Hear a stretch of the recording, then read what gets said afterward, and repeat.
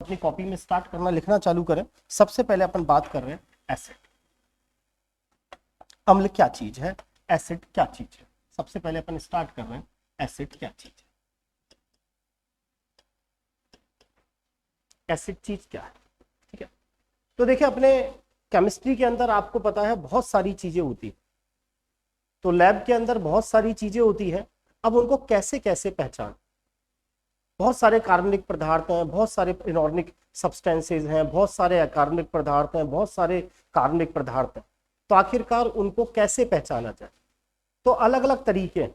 जैसे किसी चीज को तो अपन टेस्ट करके पहचानते हैं, अपन उसको जीभ से चख लेते हैं तो अपन को ये पता चल जाता है ये चीज क्या है।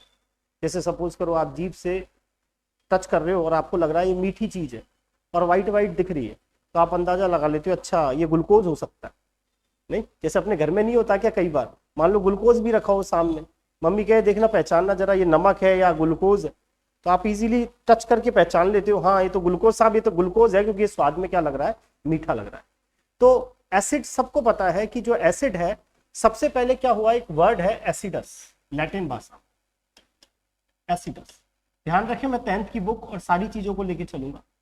एसिडस एक लैटिन लैंग्वेज का शब्द है, लैटिन भाषा का, क्योंकि आपको पता है अपनी दो ही भाषा चलती है ज्यादातर, या तो लैटिन चलेगी या ग्रीक चलेगी, दो ही भाषा।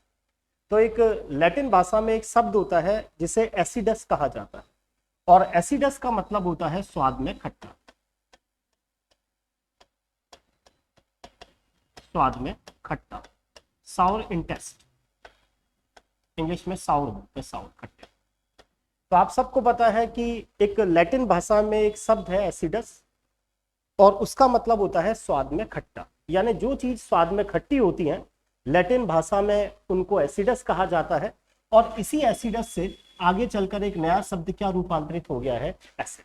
तो आपसे पूछा जाए एसिड शब्द की उत्पत्ति किस भाषा से हुई है, तो आप ये कहोगे कि जो एसिड है ये लैटिन भाषा के शब्द से आया है, या एसिड की उत्पत्ति एसिडस से हुई है।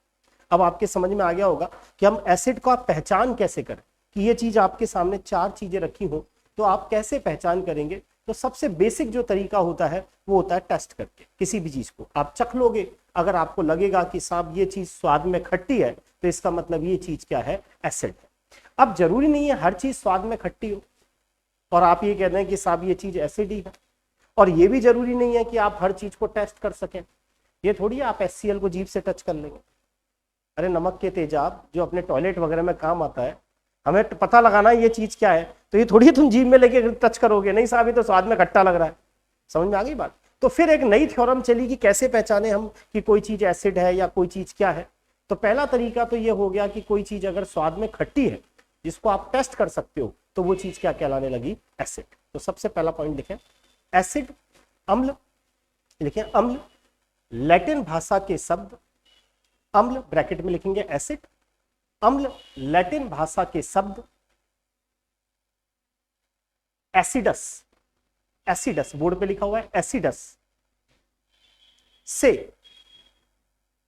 ड्राइव्ड हुआ है, DERIVED, ड्राइव्ड हुआ है।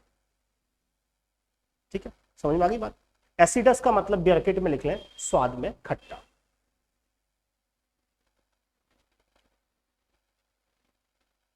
तो आपके बात समझ में आ गई होगी। ये चैप्टर स्टार्टिंग कहां से है, जो 10th की बुक है वो आपको ये बताना चाह रही है कि जब आप 11th 12th की बुक में क्लास में आएंगे, तो जब प्रैक्टिकल होंगे तो किसी चीज को कैसे पहचानेंगे। तो प्रैक्टिकल होगा जब लैब में हमें किसी चीज को पहचानना होगा, तो पहला तरीका ये होगा हम उस चीज का टेस्ट करके देखेंगे। अब हर चीज का टेस्ट करके नहीं देख सकते, तो जो जनरल चीजें हैं उनका तो आप टेस्ट करके देख सकते हो। अगर वो चीज खट्टी है तो आप समझ जाओगे ये चीज क्या है, एसिड है। जैसा आपको पता है नींबू का आप जनरली टेस्ट कर लेते हो, आपको पता है सेब का आप टेस्ट कर लेते हो, आप आम का जनरली टेस्ट कर लेते हो, आप जनरली पालक का टेस्ट कर लेते हो, टमाटर का टेस्ट कर लेते हो। तो ऐसी चीजों का तो इजीली अपन क्या कर सकते हैं, टेस्ट कर सकते हैं। अब दूसरी चीज लिखें, अब अम्ल का पहला टेस्ट तो आपको समझ में आ गया, स्वाद में खट्टा। सेकंड लिखें अम्ल की अवधारणा, कि अम्ल क्या चीज है, अम्ल के बारे में कैसे पता लगाएंगे कि ये अम्ल है। अम्ल की अवधारणा, अम्ल की अवधारणा। तो सबसे पहली जो थ्योरी है वो थी आरेनियस अवधारणा, आर्हेनियस अवधारणा।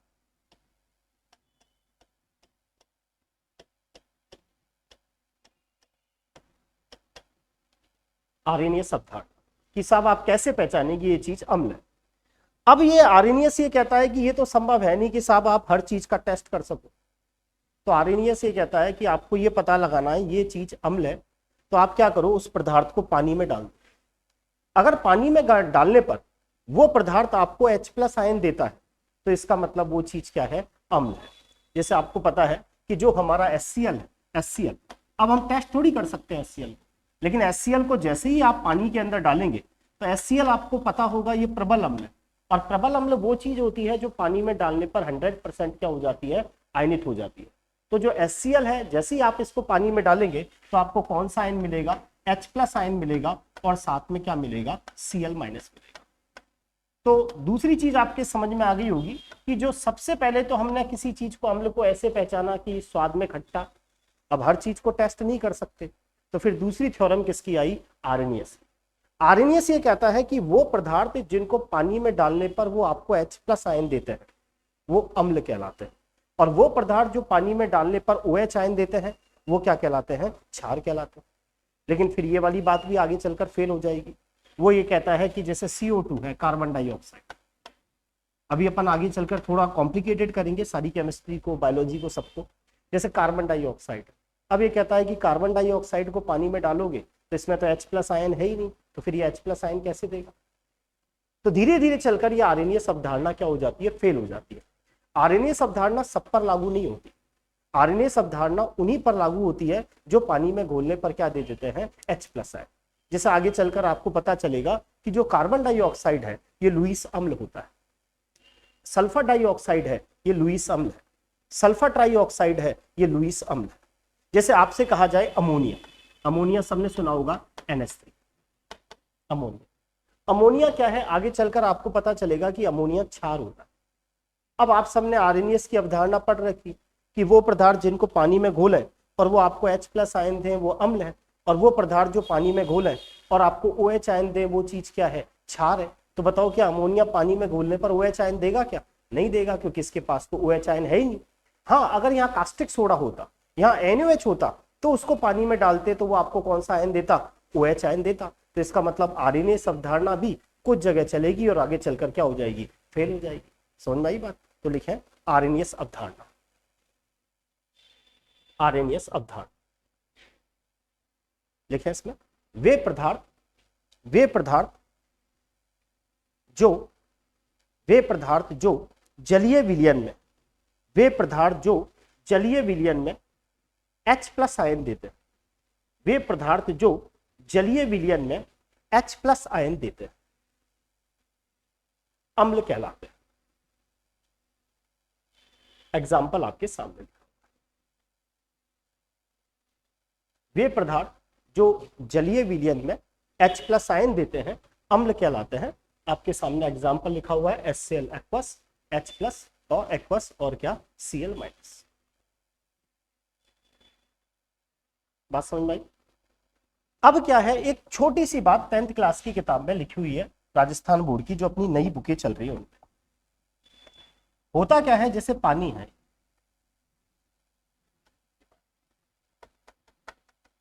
आप सब जानते हैं कि जो पानी है वो आपका H2O, इसके अंदर खूब सारे H2O के अणु, खूब सारे H2O, पानी H2O है। अब मुझे पता लगाना है कि HCl, ये जो मुझे एसिड दे रखा है, ये जो पदार्थ दे रखा है ये अम्ल है। तो मैं क्या करता हूं, इस पानी के अंदर इसकी 1-2 ड्रॉप डाल दूंगा। जैसे ही मैं पानी के अंदर इसकी 1-2 ड्रॉप डालूंगा तो सीधी सी बात है, ये मुझे क्या देगा, H+ आयन देगा H+ आयन। अब नोट करके लिखें कॉपी में, ये जो H+ आयन होते हैं ना, ये हमें स्वतंत्र रूप से नहीं मिल पाते, क्योंकि आगे चलकर जब मैं केमिकल बॉन्डिंग पढ़ाऊंगा तब बताऊंगा कि ये H+ इस H2O से रिएक्शन करके हाइड्रोनियम आयन बना देगा। आगे चलकर आपके समझ में आने लगेगा H+ यहाँ इलेक्ट्रो स्नेही है और पानी यहाँ पर क्या है, नाभिक स्नेही है। भाई यहाँ पर मैक्सिमम क्या है, मैक्सिमम आपको पता है पानी ही पानी है, मैक्सिमम यहाँ पानी ही पानी है, यहाँ मैक्सिमम पानी ही पानी है। और जैसे ही आपने उसमें एसिड की बूंद डाली तो एसिड से H प्लस आयन मिलेगा, और वो H प्लस आयन इस पानी से रिएक्शन करके किसके अंदर कन्वर्ट हो जाता है, H3O प्लस में। और H3O प्लस को कौन सा आयन बोलते हैं, हाइड्रोनियम आयन बोलते हैं। H3O प्लस को क्या बोलते हैं, हाइड्रोनियम आयन। तो याद रखना है H प्लस जो आयन है वो जल में स्वतंत्र नहीं रह पाता, वो जल के अणुओं से रिएक्शन करके किस में बदल जाता है, H3O प्लस में बदल जाता है। तो लिखे note, note H plus ion, H plus ion जल में, H प्लस आयन जल में स्वतंत्र नहीं रह पाता, H प्लस आयन जल में स्वतंत्र नहीं रह पाता। यह ध्रुवीय, यह ध्रुवीय जल के अणु, यह ध्रुवीय जल के अणु ब्रैकेट में H2O से H3O प्लस में, H3O प्लस में ब्रैकेट में लिखेंगे हाइड्रोनियम आयन में, H3O प्लस में हाइड्रोनियम आयन में बदल जाता है।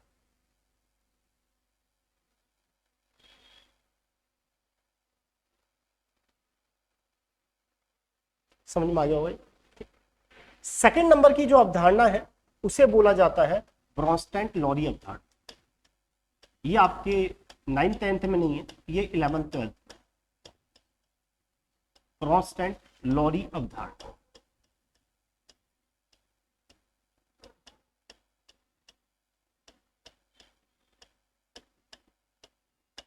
ब्रोंस्टेंट-लॉरी अवधारणा। अब जो ब्रोंस्टेंट-लॉरी है उसने क्या कहा, अम्ल क्या चीज होती है। तो ब्रोंस्टेंट-लॉरी ये कहता है कि थोड़ा सा आपको चेंज कर। आर्रेनियस तो ये कहता है कि आप पानी में घोलो, पानी में घोलने पर अगर किसी पदार्थ को आपने पानी में घोला और वो अगर आपको H प्लस आयन दे देता है तो वो अम्ल है। अब वो ये कहता है कि आप कोई सा भी विलायक ले लो, अगर आपने उस पदार्थ को इस विलायक में घोला, या मतलब ये चीज जो लिक्विड है ये विलायक है, ये कोई सा भी हो सकता है, एसिटिक एसिड भी हो सकता है, कोई भी विलायक हो सकता है। अगर आपने किसी पदार्थ को किसी विलायक में डाला और अगर वो पदार्थ उस विलायक को प्रोटॉन देता है तब तो वो अम्ल है, लेकिन अगर वो विलायक से प्रोटॉन ले लेता है तो वो चीज क्या कहलाती है, क्षार कहलाती है। यानी ब्रोंस्टेंट-लॉरी अवधारणा जो वो है वो प्रोटॉन पर आधारित अवधारणा है। ब्रैकेट में लिखें H प्लस या प्रोटॉन पर आधारित अवधारणा, H प्लस या प्रोटॉन पर आधारित अवधारणा, H प्लस या प्रोटॉन पर आधारित अवधारणा।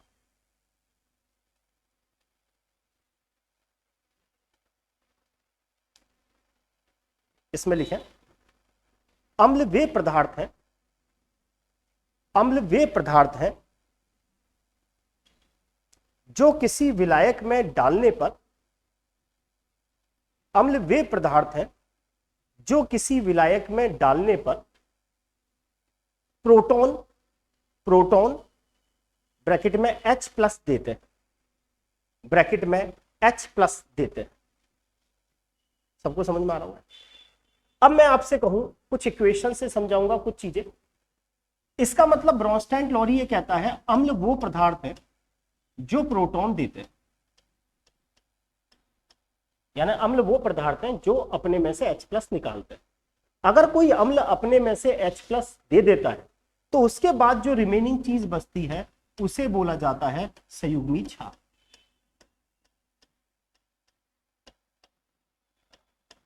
संयुग्मी क्षार। कोई भी अम्ल जब अपने में से H प्लस आयन त्याग देगा तो उसके बाद जो रिमेनिंग चीज बचेगी वो क्या कहलाएगी, संयुग्मी क्षार। क्या मतलब है, जैसे आप सबको पता है HCl क्या है, सबको पता होता है कि HCl एक अम्ल है, पता है। अम्ल क्या है, अम्ल वो है जो H प्लस आयन देगा। अगर इसमें से आपने H प्लस आयन दे दिया तो रिमेनिंग चीज क्या बच गई, Cl माइनस। तो आपसे पूछा जाए HCl का संयुग्मी क्षार क्या है तो आप कहोगे Cl माइनस, क्योंकि जो HCl है इसमें से एक H प्लस चला गया तो क्या बचा, Cl माइनस। आपसे पूछा जाए HCl का संयुग्मी क्षार क्या है तो वो कहना चाह रहा है कि HCl अम्ल है, अब आप इसमें से एक H प्लस निकालो तो जो चीज बचेगी वो चीज क्या कहलाएगी, संयुग्मी क्षार कहलाएगा। सपोज करो वो आपसे कहे H2SO4 का संयुग्मी क्षार क्या होगा, तो H2SO4 सबको पता होता है, H2SO4 को हम सल्फ्यूरिक अम्ल कहते हैं, सबको पता होता है, बैटरी के अंदर डाला जाता है। HCl आपको पता है हाइड्रोक्लोरिक अम्ल होता है, सबको थोड़ा बहुत आइडिया होता है, हमारे पेट के अंदर भी HCl होता है। H2SO4 जब अपने में से एक H प्लस आयन देगा तो जो रिमेनिंग चीज बचती है वो बचती है HSO4 माइनस। तो आपसे पूछा जाए H2SO4 का संयुग्मी क्षार क्या है तो आप क्या कहोगे, HSO4 माइनस।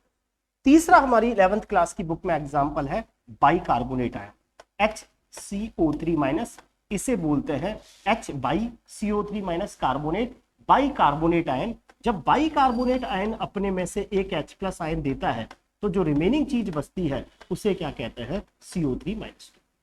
कार्बोनेट आयन थोड़ा बहुत सबको आइडिया होता है, रीट प्री सबने दी है, ये कार्बोनेट आयन है। तो आपसे पूछ सकता है ऐसा क्वेश्चन, HCl का संयुग्मी क्षार क्या है, कोई अम्ल और उसके संयुग्मी क्षार में किसका अंतर होता है, तो आप कहोगे एक H प्लस का अंतर होता है। अम्ल अगर 9 है तो संयुग्मी क्षार 8 है, यानी उसमें से एक H प्लस अगर अम्ल में से घटा दे तो वो चीज क्या कहलाती है, संयुग्मी क्षार। अम्ल और संयुग्मी क्षार में एक प्रोटॉन का अंतर होता है। HCl का संयुग्मी क्षार Cl माइनस होगा, H2SO4 का HSO4 माइनस होगा, और बाइकार्बोनेट का क्या होगा, CO3 माइनस 2। अभी से याद रखें SCO3 माइनस को हम बाइकार्बोनेट कहते हैं और CO3 माइनस 2 आयन को क्या बोलते हैं, कार्बोनेट आयन बोलते हैं। जैसे आपने सुना भी होगा कैल्शियम कार्बोनेट, तो CaCO3 होता नहीं होता, तो कार्बोनेट क्या होता है, CO3 माइनस 2। सबने सुना होगा खाने का सोडा, सोडियम बाइकार्बोनेट, तो SCO3 माइनस आता है नहीं आता, वो आपका क्या है, बाइकार्बोनेट। तो एक बार इसको यहाँ तक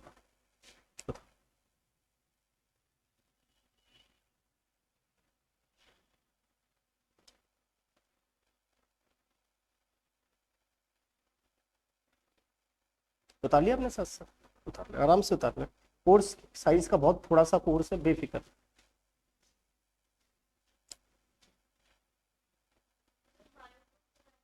बेटा वो देख लेंगे, अब इसकी चिंता मत करो, बेस्ट से बेस्ट ही पढ़ाई, टेंशन मत करो, टेंशन ही मत करो। और तुम्हारी रीड टेबल तक की बायो तो कोई भी पढ़ा देता है बेधड़क। वो ऐसी चीज नहीं है ना, अपने बायो में ऐसी कोई चीज बहुत बड़ी नहीं है। अगर आपको इसमें क्या है, बिल्कुल मैनेज करना पड़ेगा, क्योंकि मान लो अगर मैं इसमें फर्स्ट ग्रेड के टीचर लगा दूं तो आप वैसे ही उड़ जाओगे। अभी समझ में आ रहा था कि बोर्ड पे क्या चल रहा था, वो आप हमारे ऊपर छोड़ दो। मार्केट में आपको पता है ना, एक एक टीचर तीनों ही पढ़ा रहे हैं, पता है, एक एक टीचर तीनों ही पढ़ा रहे हैं मार्केट में, वही फिजिक्स पढ़ा रहा है, वही केमिस्ट्री, कोई पाएगा। क्यों, क्योंकि रीट का कोई ऐसा सिलेबस नहीं है कि साहब बहुत बड़ा पहाड़ हो, इसके अंदर आपको अगर आपको फर्स्ट ग्रेड और सेकंड ग्रेड के टीचर लगाएंगे ना तो आप इसमें तो उड़ जाओगे। मैथ्स वाले बिल्कुल उड़ोगे इसमें। इसमें अपन को ऐसा चाहिए कि बस अपना जो 9th 10th की बुक है, 11th 12th की बुक है, वो हमें अच्छे से याद नहीं तो, और लेवल थोड़ा सा अपन को 11th 12th का हल्का सा टच हो, ज़्यादा भी नहीं जाना आपको, बस ये नहीं कि बस पढ़ रहे हो। क्योंकि मेन मैंने कहा ना, आपके साथ समस्या है मैथ्स वालों के साथ, प्लांट में अब आपने शब्द ही नहीं सुने तो आप उसको याद भी नहीं कर सकते, आप उसको अब याद भी नहीं कर सकते क्योंकि वो जीन ही नहीं है आपके पास। अब मैथ्स में, मैथ्स का तो जीन है आपके पास, तो आपको तो एकदम बेसिक बेसिक बेसिक से चलना, ठीक है, वो आप बेफिक्र रहे, समझ में आ गया होगा। अब देखें थोड़ा सा एक और अवधारणा है, लुईस अम्ल क्षार अवधारणा, वो मैं तब पढ़ाऊंगा जब आपको थोड़ा सा केमिकल बॉन्डिंग का आइडिया होगा कि बॉन्ड कैसे बनते हैं, लॉन पेयर क्या चीज है, कैसे रिक्तिडी कक्षक होते हैं। उससे पहले अपन इसको यहाँ तक 2 अवधारणाओं तक खत्म कर। अब वापस आपके 10th वाले टॉपिक्स पर आ जाते हैं। तो हेडिंग डालें क्लासिफिकेशन ऑफ एसिड्स, वापस हेडिंग डालें अम्ल का वर्गीकरण, अम्लों का वर्गीकरण, सबको लेके चलेंगे, अम्लों का वर्गीकरण। अब 2 तरह के एसिड होते हैं, एक एसिड तो ऐसे होते हैं जिनको आप अकार्बनिक इनऑर्गेनिक में पढ़ते हैं, और एक एसिड ऐसे होते हैं जिन्हें हम ऑर्गेनिक में पढ़ते हैं। तो पहला एसिड का जो क्लासिफिकेशन होता है वो इस बेसिस पर है कि हमें एसिड मिला कहां से है, हमारा सोर्स क्या है एसिड का, आखिरकार उस एसिड को ऑब्टेन कहां से किया गया। तो इस बेसिस पर जो क्लासिफिकेशन है एसिड का, वो इनऑर्गेनिक एसिड और ऑर्गेनिक एसिड होता है, अकार्बनिक अम्ल और क्या है, कार्बनिक अम्ल। अकार्बनिक अम्ल का ही दूसरा नाम होता है मिनरल एसिड। मिनरल्स आप सब जानते हैं, मिनरल्स खनिज, जो एसिड्स आपको खनिजों से मिलते हैं उन्हें बोल देते हैं इनऑर्गेनिक एसिड्स। और जो एसिड आपको प्लांट में मिले या जो एसिड आपको एनिमल में मिले उन्हें बोल देते हैं ऑर्गेनिक एसिड। जैसे मैं बात करूं सेब में, सेब में आपको पता है मैलिक एसिड मिलता है, तो प्लांट से मिला, पौधों से मिला, इसीलिए किस में जाएगा, अकार्बनिक में या कार्बनिक में, कार्बनिक में। जैसे आपसे कहा जाए, सबने सुना होगा दूध दही के अंदर लैक्टिक एसिड होता है, हाँ या लैक्टिक एसिड। अब दूध और दही किससे मिलते हैं आपको, जंतुओं से, तो इसका मतलब ये अकार्बनिक में चला जाएगा या कार्बनिक में, कार्बनिक। जो आपको लगे कि ये एसिड प्लांट में या एनिमल में मिलता है या हमें प्लांट या एनिमल से प्राप्त होता है, वो जनरली ऑर्गेनिक एसिड होते हैं। और जो हमको मिनरल्स से प्राप्त होते हैं वो क्या होते हैं, इनऑर्गेनिक एसिड्स होते हैं। तो एसिड का क्लासिफिकेशन नंबर 1, मैंने आपसे क्या कहा, 10th की बुक पूरी अच्छे से करनी है, ऑब्जेक्टिव देखना है किस पर क्या बन सकता है। जैसे मैंने आपसे कहा, जैसे पहला टेस्ट है तो भी आप उड़ जाओगे। जैसे 11th 12th पर टच कराना है, एक क्षारकीय अम्ल कौन सा है, द्विक्षारकीय अम्ल कौन सा है। अभी मैंने कहा ब्रोंस्टैंड के अनुसार अम्ल कौन सा है, ब्रोंस्टैंड के अनुसार क्षार कौन सा है, इसी में ही आप उड़ने लग जाओगे। ठीक है, तो लिखें क्लासिफिकेशन ऑफ एसिड्स में पहला क्लासिफिकेशन लिखें स्रोत के आधार पर। स्रोत के आधार पर, स्रोत के आधार पर अगर मैं बात करूं तो स्रोत के आधार पर ये दो तरह के हैं। एक को बोलते हैं अकार्बनिक अम्ल, अकार्बनिक,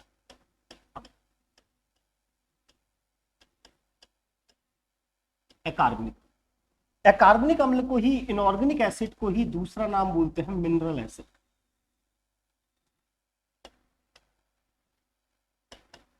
पता होगा ना केमिस्ट्री में दो पार्ट होते हैं, एक इनऑर्गेनिक पार्ट और एक ऑर्गेनिक। तो अकार्बनिक अम्ल को ही इंग्लिश में बोलते हैं इनऑर्गेनिक एसिड या इसी को बोलते हैं मिनरल एसिड। मिनरल एसिड्स क्यों बोलते हैं, क्योंकि इनको मिनरल्स से प्राप्त करते हैं, मिनरल्स।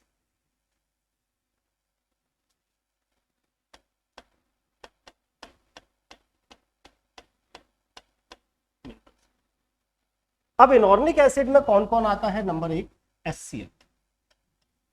आप सबको पता है HCl हाइड्रोक्लोरिक एसिड है, और ये हाइड्रोक्लोरिक एसिड आपके स्टोमक में प्रेजेंस होता है।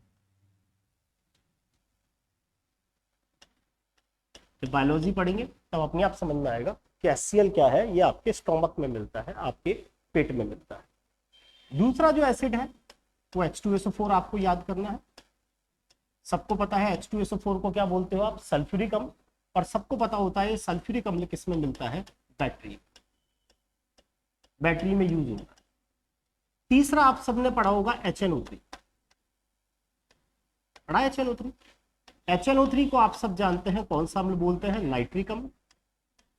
और ये जो HNO3 है, ये नाइट्रिक अम्ल जो है ये एक्सप्लोसिव होता है, विस्फोटक होता है, विस्फोटक होता है, एक्सप्लोसिव होता है। चौथी चीज आपको याद करना है HClO4। HClO4 को हम बोलते हैं परक्लोरिक अम्ल। इन सब में सबसे प्रबल अम्ल परक्लोरिक अम्ल ही होता है। HCl, HBr और H। ये जो 7 एसिड लिखे हैं मैंने, ये आपको याद भी होने चाहिए, क्योंकि ये सारे के सारे एसिड प्रबल अम्ल। कौन से अम्ल है, प्रबल अम्ल। जो इनऑर्गेनिक एसिड होते हैं वो प्रबल अम्ल होते हैं।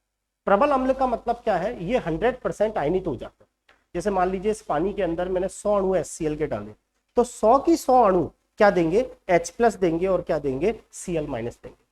लेकिन दुर्बल अम्ल क्या होते हैं, 100% आयनित नहीं होते। मान लीजिए मैंने 100 अणु एसिटिक एसिड के इसमें डाले, तो उसमें से 10 ही एसिटिक एसिड H+ आयन देंगे, 90 एसिटिक एसिड की फॉर्म में ही रहेंगे। तो आपसे ऐसे क्वेश्चन बन जाए, इनमें से प्रबल अम्ल कौन सा है। फिर दूसरी चीज क्या है, आपके कोर्स में सॉल्ट है, लवण।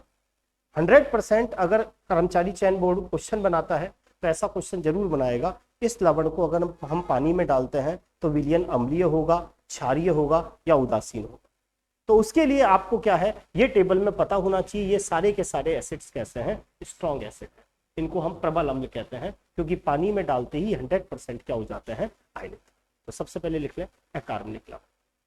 आ गया होगा समझ लो।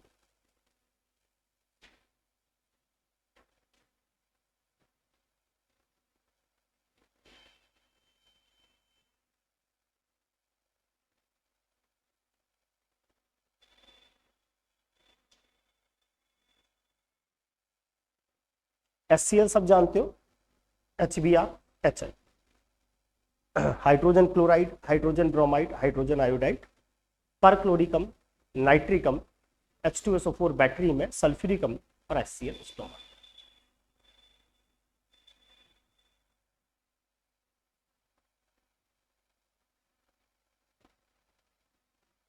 चले आगे। दूसरा जो एसिड है वो है कार्बनिक अम्ल, जिनको आप कहते हो ऑर्गेनिक एसिड, हिंदी में बोलते हैं कार्बनिक अम्ल।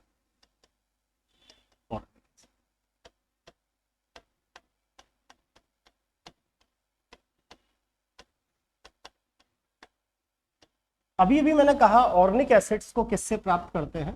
प्लांट से, पौधों से, प्लांट और एनिमल्स, पौधे और जंतुओं में उपस्थित।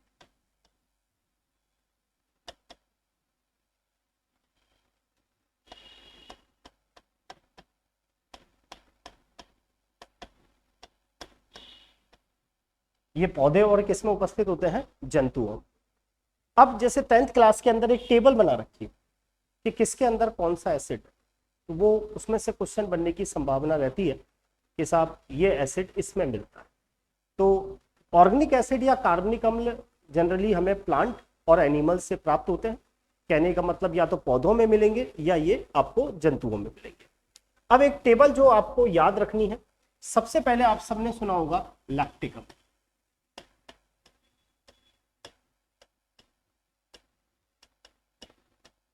लैक्टिक अम्ल मिलता है दूध में या किस में मिलता है? दही में। तो आपसे डायरेक्ट पूछा जा सकता है दूध या दही में कौन सा अम्ल मिलता है, तो आप सबको पता है लैक्टिक अम्ल। ऐसा नहीं है मैं इसकी स्ट्रक्चर सब कुछ बता सकता हूँ, लेकिन आपको उसी हिसाब से चलना है कि दूध और दही लैक्टिक अम्ल। दूसरा जो पॉसिबिलिटी होती है, सबने सुना होगा malic acid, malic, MALIC, malic acid, malic अम्ल। ये पूछने की चांसेस हैं कि सेब में कौन सा अम्ल होता है? सेब, सेब स्वाद में खट्टा लगता है क्योंकि उसमें कौन सा अम्ल होता है? मैलिक अम्ल होता है। ठीक है। एक हमारी एनसीईआरटी में एक एग्जांपल दे रखा है एस्कॉर्बिक अम्ल, एस्कॉर्बिक अम्ल, एस्कॉर्बिक अम्ल। वैसे भी आपको पता है जो विटामिन सी होता है उसको एस्कॉर्बिक अम्ल बोलते हैं। और जो एस्कॉर्बिक अम्ल है, ये अम्लों के नाम है, जो एस्कॉर्बिक अम्ल है वो आपके आंवला में मिलता है। आंवला, सबको पता होगा विटामिन सी सबसे ज्यादा किस में मिलता है? आंवले में। और आंवले में कौन सा अम्ल मिल सकता है? एस्कॉर्बिक। सेब में मैलिक एसिड है, दूध और दही में कौन सा है? लैक्टिक एसिड है। फिर आपका इन्होंने दिया है ऑक्सैलिक अम्ल, ऑक्सैलिक अम्ल। ये जो ऑक्सैलिक अम्ल है ये मिलता है पालक में और टमाटर। पूछ सकता है कि टमाटर में कौन सा एसिड होता है, तो टमाटर में कौन सा एसिड है? Oxalic acid. ये ऑक्सैलिक एसिड है। दो COH लगातार होते हैं, डाई कार्बोक्सिलिक एसिड होता है ऑक्सैलिक एसिड, और ये किस में मिलता है? पालक में। और किस में मिलता है? टमाटर में। ये टेबल है जो 10वीं की किताब की है, ये आपको याद होनी चाहिए क्योंकि क्वेश्चंस कहीं से भी फ्रेम हो सकता है। लैक्टिक एसिड हुआ, मैलिक एसिड हुआ, एस्कॉर्बिक एसिड हुआ, ऑक्सैलिक एसिड हुआ। एक आपके दे रखा है टार्टरिक अम्ल, टार्टरिक अम्ल सुना होगा, टार्टरिक अम्ल। टार्टरिक अम्ल एक तो मिलता है इमली में, एक आपके आम में, एक कच्चे अंगूरों में, अनराइप्ड ग्रेप्स, अंगूरों। समझ आ गई? नेक्स्ट आपको ध्यान रखना है, सबने पढ़ा है फार्मिक अम्ल, ये तो सबको पता रहता है फार्मिक अम्ल। अरे पढ़ा ही नहीं पढ़ा फार्मिक अम्ल? फार्मिक अम्ल किस में उपस्थित होता है? लाल चींटी। अब देखो एग्जामिनर कैसे क्वेश्चन बना सकता है इन पे। ये जरूरी नहीं है आपसे ऐसे कहे कि लाल चींटी में कौन सा अम्ल होता है, हो सकता है इनका UPSC दे दे, तो भी ये 11th-12th का लेवल पहुंच गया और कहने को ऐसे। आगे समझो, दूध में कौन सा अम्ल होता है? अब वो आपकी किस्मत है, लैक्टिक अम्ल कहो तो कहे दूध में कौन सा अम्ल होता है, और चारों का UPSC नेम दे। तरीके हैं उसके बनाने के। पालक में कौन सा अम्ल है? तरीका है, कहो तो ऑक्जेलिक अम्ल डायरेक्ट लिख दे, और कहो ऐसे लिखते हैं एथेन 1,2 डाइओइक एसिड। तो थोड़ा सा अपन को लेवल धीरे धीरे धीरे करके, जहाँ जैसी चीज टच होगी, जैसे मैं पहले आपको जैसे ही पढ़ाऊंगा हाइड्रोकार्बन, तो वहाँ थोड़ा सा अपने 10th में IUPAC का आइडिया है, तो फिर अपन थोड़ा सा वहाँ IUPAC टच करें। ठीक है, वो एग्जामिनर पे डिपेंड है, मैंने कहा ना उल्टा कर सकता ही नहीं मैं ये सब कुछ में, वो उसके ऊपर डिपेंड है कि वो पेपर की लेवल को कहाँ लेके जाता है। एक है एसिटिक एसिड, सबने सुना होगा एसिटिक अम्ल।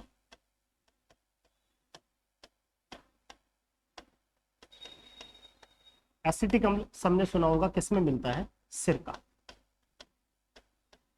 या विनेगर। लास्ट में एक छोटी सी लाइन लिखी है राजस्थान बोर्ड की बुक में, 3 से 4%, 3 से 4% एसिटिक अम्ल का विलयन क्या कहलाता है, सिरका कहलाता है। कि जो सिरका होता है, विनेगर, विनेगर क्या है, तो एक छोटी सी लाइन लिखी है, 3 से 4% एसिटिक अम्ल का जो विलयन होता है उसे क्या कहते हैं, विनेगर।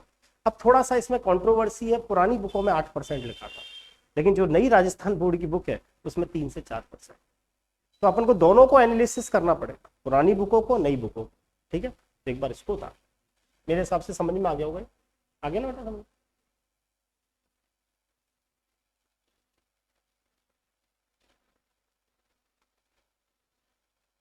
तो आज ये थोड़ा सा एक बार बेसिक आपको आइडिया लग गया स्टार्टिंग का, और फिर अभी मेरी क्लास है